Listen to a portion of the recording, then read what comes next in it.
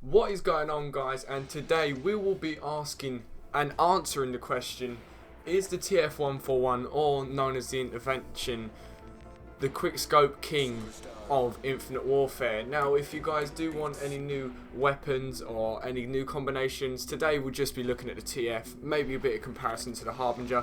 But if you do want anything, make sure to let me know down in the comments below. Let's get straight into it. So, no class explanation is really necessary. I kind of feel like I've gone over that in past episodes. If you haven't seen past episodes, make sure to check the playlist out. So, the Intervention, I'm going to call it Intervention because it's a lot more simple than a TF141 or whatever you want to call it. Now, I'll go with personal experience. At the end, I have got testing in the game, so I've gone all in on this episode, so stick around to the end for testing, or you might even want to go, but as you see a bit of lag there you go, it's Infinite Warfare servers for you, but you do see the symbols on the left as well. I got kind of fucked there. Quick disclaimer, as always, I'm nowhere near the best sniper, it's pretty bad. And to be fair, looking back while editing this, there's quite a few clips of hard scopes when I'm going over quick scoping, so give me a little credit where it's due. So, the TF, here we see the Big Brother. People might want to use the Big Brother, it's up to them, but would I use it over the TF? No. Mostly because if you're going with quick scoping, the Big Brother, it's just, I don't know. Overall, if you look at the stats for the KBS, it aims in slower, so it does that first of all, and you'll see this in testing later on in the episode. I look at idle sway and fire rate, but forget the Big Brother. Today we're comparing to the Harbinger. Harbinger's main asset to it is the hit markers on it are so rare. You literally have to hit them in their feet and it'll be a hit marker.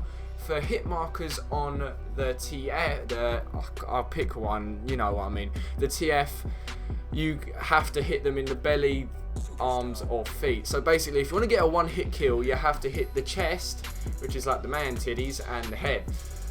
As you can see there, you have to pretty much try and consciously aim high. I know people should probably do this, but it's hard going from the KBS to the TF, because usually with a KBS, as long as you get it on target, it's pretty much a kill. With a TF, you have to consciously try and aim upwards. You might try and see me here. Instead of aiming just on the body, you have to go for the actual proper head, which I say it makes it harder, but the game tries to balance this by making you aim in a lot quicker. Now, the key stats I want to look over for the TF are, first of all, if you go onto Reddit, you find a link. So, first thing, reload time, 3.03 seconds compared to Harbinger, 3.07 seconds. Does that make a difference? Not really at all. I mean, if you're going to be quick scoping and you go through all 9 bullets, you're in a bit of a problem, as I've probably mentioned before. Furthermore, if we look at other stats such as movement speed, so Harbinger's movement speed is 92.5% while just running with the gun, and it takes 360 milliseconds to sprint out, which means going from sprinting to then being able to aim in. So then if we compare that to the TF, the movement speed is 98%, which is, I'd say, a sizable difference. It's like 6%, I guess. And then movement speed while aiming down is 41% compared to the aiming down sights of the Harbinger, 38%, and the sprint out times are the same. So with the TF, you're moving a lot quicker. It does feel a lot better to move with, especially if something like rush down, which I'm using.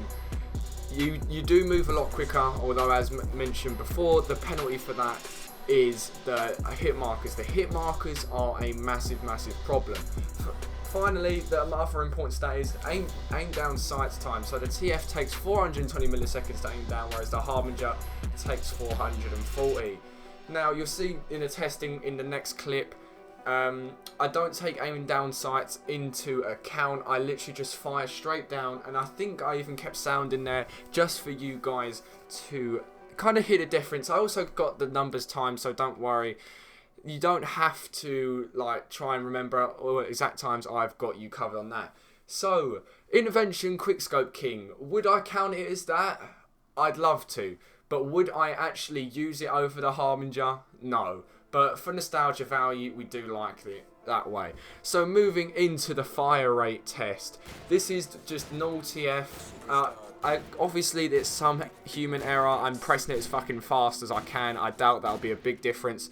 So basically, the TF fire rate time to get rid of all its bullets there was 8 seconds and 2 milliseconds.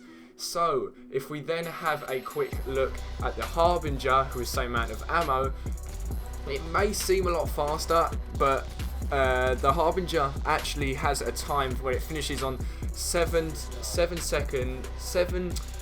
I don't even know the unit. 7 seconds and 91 milliseconds. Or 7.91 seconds. We'll go with that. So the Harbinger is a fraction smaller. So this is the comparison test of the Harbingers, not Harbingers, TF idle sway. And as you can see here, this one with the ballistic CPU, it is a lot better. So trust me, use the ballistic CPU. So hopefully I've covered it for you guys. I hope you guys did enjoy this. Leave a like if you want more testing on weapons. That is not a problem. Hopefully we can get away with some new combinations. Let me know.